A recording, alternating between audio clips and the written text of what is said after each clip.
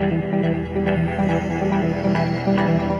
ছোট লোকের বাচ্চা, ফকির মিসকিন, তুই কি ভাবছিস আমার কেউ নাই? দেখ, আজকে আমি আমার বাপ ভাইকে সঙ্গে করে নিয়ে আসছি। তোর সঙ্গে আজকে আমি একটা হাসনাস্ত করে তারপর আমি এই বাসা থেকে চলে যাব। আসসালামু আলাইকুম বাবা। ওয়ালাইকুম আসসালাম। কেমন আছো বাবা?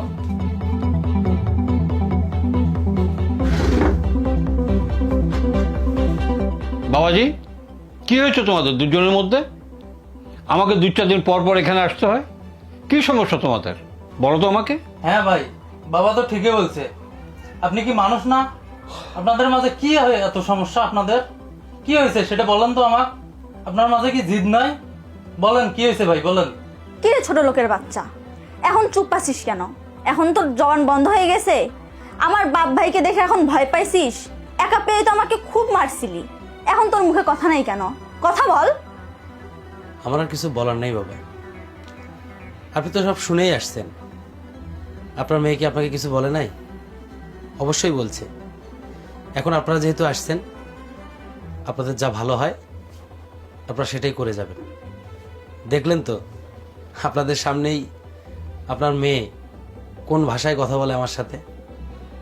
এটা শোনার পরে আর আমার কিছু বলার থাকবে না বাবা। আপনি গুরুজন, আমার তো বাবা নাই, আপনাকেই তো বাবার মতো করে জানি। তো আপনার যেটা ভালো হয় আপনি সেটাই করবেন। বাবা বাবা, ভালোই তো অভিনয় করিস। আমার বাবা এখন তোর বাবা হয়ে গেল। ফকিরের বাচ্চা, চামারের বাচ্চা, অমানুষের বাচ্চা। এই, আমার বাবাকে খবরদার বাবা বলবি না। আমার বাবা শুধু আমার বাবা, তোর বাবা না।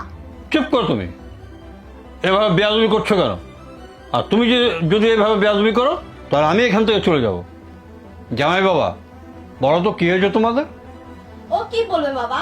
ওর বলার কোনো মুখ আছে? ওই ছোট লোকের সঙ্গে আমি সংসার করব না। তুমি আমাকে এখান থেকে নিয়ে যাওয়ার ব্যবস্থা করো তো, আমি এই সংসারে থাকবো না।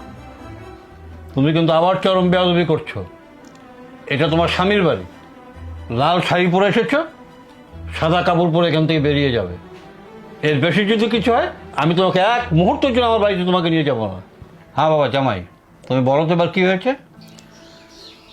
বিষয়টা খুব গুরুতর নয় বাবা, কিন্তু আপনার মেয়ে যেভাবে রিয়াকশন দিচ্ছে, আমার সঙ্গে ব্যবহার করতেছে, তাতে ওর কাছে এটা অনেক বড় ব্যাপার।